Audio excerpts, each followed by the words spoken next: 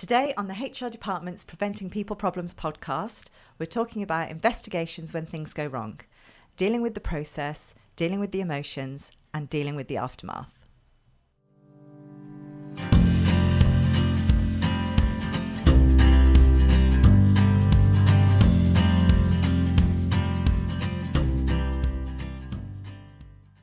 Hello everyone and welcome to the HR Department's Preventing People Problems podcast. I'm Tracey Hudson and I have with me today two amazing HR professionals, Sarah Bradley and Michaela Gartside. Hello ladies. Hi Hello. Tracey. Hi Tracey.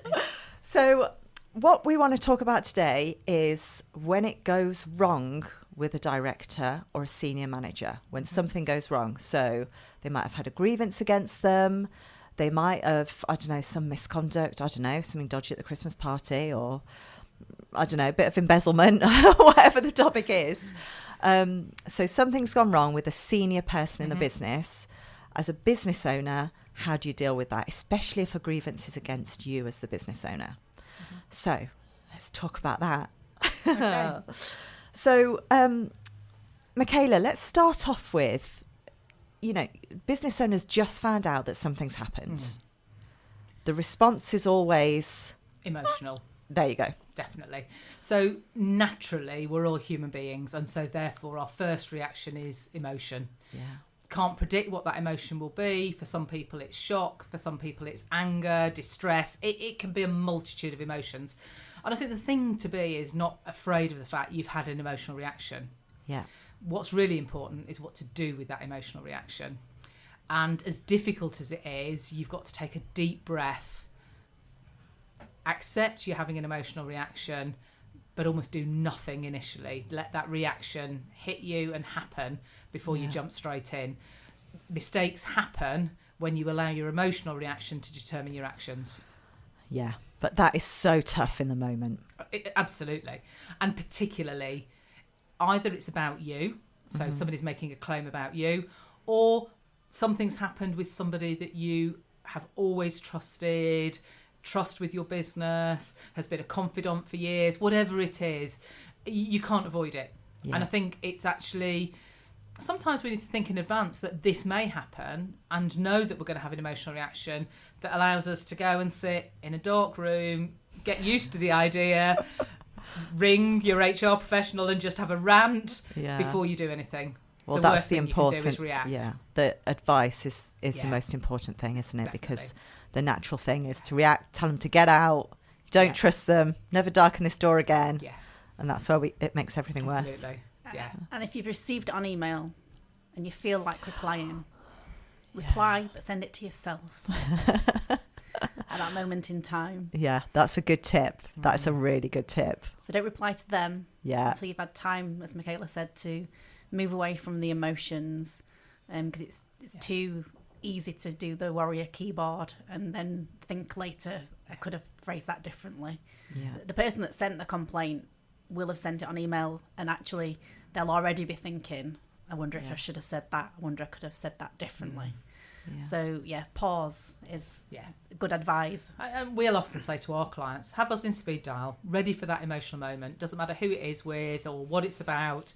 Just ring us and talk to us first. Take some advice. Actually discharge some of that emotion. We're quite good sponges, really. So discharge some of that emotion before you act. Yeah, it makes our lives so much easier if we can deal with it before they have that reaction. Definitely. So they've had the emotional reaction. They've calmed down. They've had a drink. They've gone out for a cigarette or whatever it is that they're going to do, a vape, maybe. I don't know. They've gone and done a gym session. They're feeling calmer. Next steps. Sarah? We have to start process. I say that I am quite a process person, but we should. Sometimes we don't need to start a process because actually, in a small business, an overcomplicated process can start to alienate people. But there is the ACAS code of practice when it comes to situations like this. So ACAS are a governing body in the UK, government-approved agency that help set codes of practice that employers must follow. Yeah. And they actually kind of develop the rules for investigations, grievances, complaints in businesses. And that process basically says be fair, be thorough, act in a timely manner. sometimes you've got to know your business really well. Sometimes it still is relevant to have a conversation first. So even the ACAS Code of Practice will help us try and solve things informally if we can. But you've got to know when it's right to be and okay to have that informal conversation versus needing to do a really thorough investigation. And we've got to get that investigation right. We've got to get the facts. We've got to interview lots of people, gather witness statements. So you've got to really know your team, and that's where Michaela's already said, speak to somebody that's been through this already, whether it be another business owner that's been through it before or a HR advisor that can help you. We've got to get it right, because if we get it wrong, it's got repercussions down the line from a legal perspective. And you've got to be careful you're not starting a witch hunt. Yeah. It's really easy to jump to a conclusion, decide what you want the outcome of that investigation to be, and find all the evidence that supports what you think. Yeah. So where do you start? It's about discovery of fact, isn't it? Because you've had an emotional reaction to what may be an emotional situation. And dependent on your beliefs, as you say, you're going to jump to conclusions. It is about understanding the facts. What actually happened? Who witnessed it? Who saw and heard what? And it's making sure that we don't listen to hearsay. We don't listen to somebody else's version of somebody else's story. Yeah. It is important that we just really sometimes slow the whole thing down, whether it's informally or formally, to understand exactly what happened, what the situation was. So that, yes, you're not jumping to conclusions. You're not prejudging the outcome. You're not prejudging what consequences you want to have. You really do take time to understand it more thoroughly. And I think that's the key. And that can be hard sometimes, because that might feel as though it's going too slow. It might feel as though it's a waste of time because I already know what's happened. But often that thoroughness in investigation, and I use the term investigation in its loosest of terms, it's the fact-finding, it's discovery, it's about what actually happened. Yeah, an investigation doesn't have to be a really big deal, does it? That's right. You need to be digging deep, though. So as Michaela's already said, we can't listen to somebody else's version of what that somebody else saw. Yeah. And when we do get people saying to us things such as, I feel bullied or I feel harassed, we need to help them explain what that means to them, because it can mean something different to each individual. So in order for us to be able to really understand and help the person making the complaint and the person receiving the complaint understand what's going on, we need specifics of dates and times and events and feelings. But it can't just be one or the other. We need a really round picture so that we can really help both parties as best as we can. So sticking with that idea that there's a complaint like a bullying or harassment or something sort of grievance that's come in, if that's against the business owner or somebody senior in the business, what do you do whilst that investigation's happening to protect? Like, who are you protecting in that scenario? And, you know, practicalities, how do you do that? I mean, clearly you need to protect all parties, both the complainant, the witnesses, and the individual who's being complained about. I think it's really important that you try and stay as neutral as possible, that you are going to be fair and objective to all parties. So there may be some simple measures dependent on the nature of your business where you can segment duties and you can put a bit of space between people. But you should look and explore what can make that working environment as comfortable as possible for people whilst going through a process, particularly if you're going through a more formal process. I think if you can, it's assigning somebody to take care of the well-being as well as the investigation. It can't be the same person. And we've got challenges here when it comes to small organisations. So the business owner or the senior manager might be the main person that everybody would normally report to. So we need to think about how we can help give them somewhere to talk outside of the complaint process, the grievance process. Maybe get an external independent investigator to help. And it's really easy to set up counselling helplines. They're called employee assistant programs. It's really easy to give employees access to that. You can join schemes at a really relatively cheap price per year. So it's about not just dealing with the complaint, but thinking about the well-being of the people that are involved and the people that are being asked to be witnesses as well. Mm-hmm. In a small business, just thinking about support for the employees, some employees might be members of unions. Mm-hmm. Small business owners, their first reaction is, we don't recognise a union. So can we just talk about that a little bit, just so that business owners are clear about what that means if an employee's a member of a union? Yeah. So clearly you can be a business that doesn't recognise a union. Yeah. It doesn't mean your staff are not members. Yeah. And therefore you need to acknowledge that they may have the support of a union. And certainly if we're into certain statutory type meetings where there's the right to be accompanied, then if they are in a union, they can bring their union representatives. Yeah. That's not about union recognition. The two things are obviously quite different. And I think there are times where we should embrace and encourage the individual to bring their union representative, because in some instances it might help with that support piece. Also, often it can help with the right outcome, dependent on the situation. So it's not always a negative. I think the immediate reaction is it's a negative if they're bringing in the union rep. We've actually had some very positive outcomes where people have done that, because actually the union rep sometimes plays a role in helping the individual understand their part in the allegation or the disciplinary, whatever it is. When that allegation's against the business owner or a senior member of the team, there's this feeling of, we don't want outsiders in. We don't want, it's embarrassing, isn't it? I guess, and it's getting over that. I think the other example, when we're talking about being accompanied at these types of meetings, we can stick to the letter of the law, which says no right to be accompanied at the investigation stage, but it doesn't always get us where we need to be. And I've been asked many times, can somebody bring a parent with them, for example, if it's a younger employee, or it's sometimes a person that's got some mental health issues wants to be accompanied by an adult. By the letter of the law, no, we don't have to say yes, but if it helps the business owner get from A to B and the employee get from A to B, I've got rather more relaxed around the advice I give, which is do what's right for you and the business. The law says you don't have to, but this isn't always about employment law. It's about HR, culture, best practice, moving the business forward, getting the result that we need to get for everybody to help it, be in the right place for the future. It's about responding to requests reasonably, isn't it? That there are occasions where it's going to get a better outcome. So actually, if it's a reasonable request, say yes. Yeah. There's no legal obligation, but do say yes. So go over and above. Yeah. Just want to make sure if people are listening and we're saying it's not about employment law, let's still be compliant with employment law. Absolutely. Yeah, we want compliance, but go over and above, because I think that plays then to that greater care of the individual, well-being for all parties, and often ends up with better outcomes. If particularly if you take the example of a young person, the engagement of the parent will often result in a better outcome because there's somebody else who may be able to help steer them and their behaviours. Yeah, I can see that. So what about suspending people?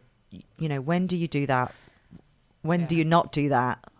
Who do you suspend? So especially we when always business owners involved. Advise caution around suspension. Okay. Whilst clearly suspension is supposed to be a neutral act, the minute there's suspension involved for any party, there is always that rumour, conjecture, and also that if the investigation concludes there is nothing, how do people return to the business? So we will always advise caution on suspension being a last resort, having explored all other options and all other opportunities. But sometimes it has to be. And of course, then you have to look at the situation and consider maybe suspension of both parties in the interests of fairness. Yeah. There's so many alternatives to suspension these days, though, such as working at home whilst we carry out the investigations. There are tribunal cases that have found that their belief is that the employer had made a foregone conclusion. That they'd already decided what the action would be, and that was the act of suspending. So we do need to act with caution when we're thinking about this. We can keep people in separate departments, separate teams if it's a reasonable sized business. We have the option of home working. So we shouldn't act quick to suspend. We need to think about it very carefully. And I guess the other challenge that small businesses have, I'm thinking about, micro businesses now, where you've got to have somebody doing the investigation. And then if there's a disciplinary, who does that? And then if this has all come out of a grievance, who does the grievance hearing? Not everyone can do it, or can they? Michaela? Yeah, I mean, obviously, you're going to look and say, how can you segment roles as much as possible? You might engage external professional support in aspects of the process, if appropriate. But again, you've got to look at the resources you've got, the reasonableness. It's not always possible to segment absolutely everything. Larger organisations, yes, but micro organisations, no. Yeah. I always say if it's really hard to segment, let's probably do the investigation disciplinary with one person, leaving in a clear appeal officer if we need to do that stage. But equally, you could do the same person for investigation disciplinary with somebody for the appeal if possible. It's not always possible, and for micro SMEs, if it gets to tribunal, they're looking at the resources available. So business owners shouldn't be too worried about having all these different layers if it's not possible. So we've gone through the process. In terms of the emotions around everybody that's involved, so small business, in my mind, office environment, about 12 people, a complaint's been put in against a business owner or a senior manager, you've got somebody who's put that complaint in, that process has been resolved, everyone else in the office kind of knows what's gone on because there's rumours and some stuff's been talked about and people always get a feeling that something's going on, but they're both still continuing to work there. So obviously that process has been resolved. But how do you deal with that? How do you deal with the fallout of something like a grievance is a really big deal? These happen rarely in businesses. And when they do happen, it's so damaging. In a large corporate, that damage can kind of be hidden and brushed under the carpet because there's so many people. But in a small business, what's your advice on how you deal with that? Michaela, I'll pick on you first. Oh, you're picking on me first, right. I think every situation is going to be different, isn't it? Of course, it depends on what the outcome of the grievance or the disciplinary was.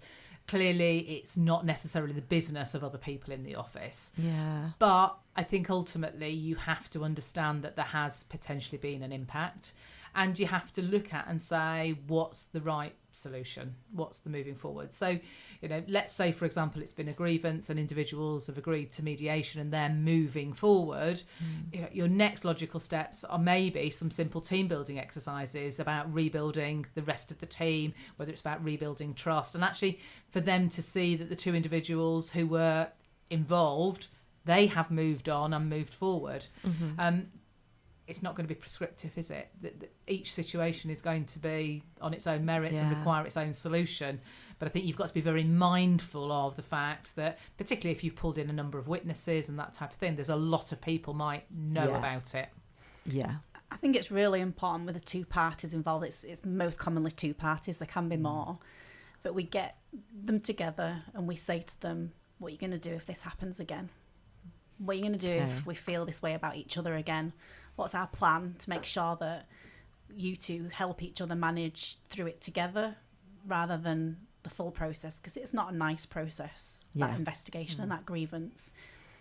I have a little tip that I give my clients in HR, which is make them have uninterrupted speaking time. So you sit both parties down together and you ask one of them to talk about how they were feeling, what the future aspirations are, but the other one's not allowed to speak.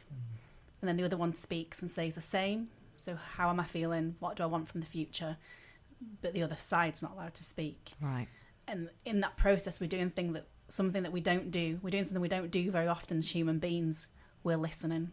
Yeah. Because we're not allowed to talk. So I've worked closely with managers that have had complaints raised against them.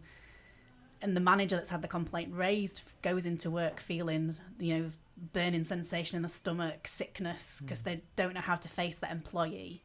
So we've got to get people back together, the same feeling for the employee that's raised the complaint, we've got to get them talking and communicating, and to give them some structure to start with often helps. So that uninterrupted speaking time prescribed means they've got to listen, and it can create magical moments in helping understanding. That's really good. And I guess there's something about looking at the culture of the business as a whole. I mean, on one hand, you must have a good, positive culture if you've got someone who feels that they can raise a complaint. Yeah. That's good, tick. Yeah. But at the same time, what behaviours are being demonstrated for that manager to feel that he could treat that person in that way? I'm saying he, I'm assuming it's a man. That's really sexist, isn't it? He is in my head. So I guess there's some reflection to do as a business owner after that whole process has been... Yeah, and sometimes that might result in training, for example, for the whole team, dependent upon whether it's a disciplinary, whether it's a grievance. It might be about culture, it might be about process, it might be that there are some very specific training requirements come out of it from which everybody benefits, to avoid future issues, not necessarily with the same individuals, but actually in the wider organisation. There is a responsibility on the business, isn't there, to make sure that people know what acceptable behaviour looks like, whether that's around equal opportunities, sexual harassment. There's a responsibility on the business to address those things. So if there has been in any way a culture of those behaviours, whilst we might have addressed it through a process with certain individuals, we need to look at the wider organisation and, if necessary, train and or refresh training. Interesting. I knew somebody once that used to say any feedback is a gift, and a grievance is feedback, basically. So we need to treat this as holistic. We need to look at the whole organisation, from micro SMEs to larger SMEs. If, for example, we're hearing similar complaints repeating themselves, but we're always given the same outcome, did we get it right, that outcome? Because if the same complaint keeps reoccurring, or the same information keeps coming up, we have to dig deeper. We have to start to look at our processes, our suppliers, our competitors, our teams, our managers, and kind of question ourselves eventually and say, we can't just keep assuming that we're right if the same complaints keep reoccurring. And then there's the perception of the team. So although the process itself is confidential, they're going to want to know what happened, but it's about demonstrating that when a complaint arises or when an incident happens, that you as a business owner will take action on that, I guess. I think it's also about closing things, isn't it? So even though they might not know the detail of what closure looks like, it is about being clear with the team that it is now closed. Yeah. And that we need to move on. Stop talking about it. There may be some actions that come out of it, and therefore people have a greater sense of it.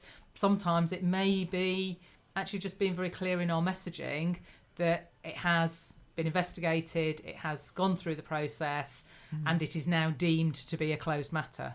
I think that's really important when people are remaining within an organisation, that it is allowed to be closed. You know, we close a file, we close the filing cabinet, and it has to stop. Because we're in the 80s and we have a filing cabinet. We have a filing cabinet, exactly. Show my age. Thanks, Tracey. But yeah, it is over. Yeah. Even if they don't stay in the organisation, if they leave, we still need that same process. So we sometimes get a complaint, an internal complaint, and then we have a disappearing person. Where did that person disappear to overnight? So we said it, previously, communication is just so key to all of internal procedures like this. And we can't brush it under the carpet. We can't just disappear a person from the business. We need to be closing things down afterwards. So we've talked about all of this, like it's a grievance, it's all very genuine. That's all fine. Dealing with it in that way is all fine. But what do you do when you've got another director, say it's somebody else on the board or a very senior person who's just done something very wrong, and it was malicious, say they've stolen something, or, it was a malicious act and they know that what they've done is wrong. What does the business owner or what do the other directors need to be thinking about? Because I imagine the rest of the employees must be thinking, well, how did they get away with that? Right. You know, there's that judgment on you as the business owner. Maybe I'm overthinking this, but any tips or advice or guidance around that sort of scenario? Ultimately, isn't it? It depends on the level of the misdemeanor, Yeah. shall we say. And clearly, if it wasn't gross misconduct and they're staying with the organisation, I guess people are going to be looking for the what's different. Yes. Good and point. So actually, as fellow directors, we have a responsibility to make sure it is different. So whether it's about a process, whether it's about a behaviour, something has to change. Brilliant. It might be that individual going through coaching. It might be that individual going through retraining. I mean, clearly, if it's misconduct, gross misconduct, we have the disappearing person again. Yeah. And then there is that closure statement. Yeah.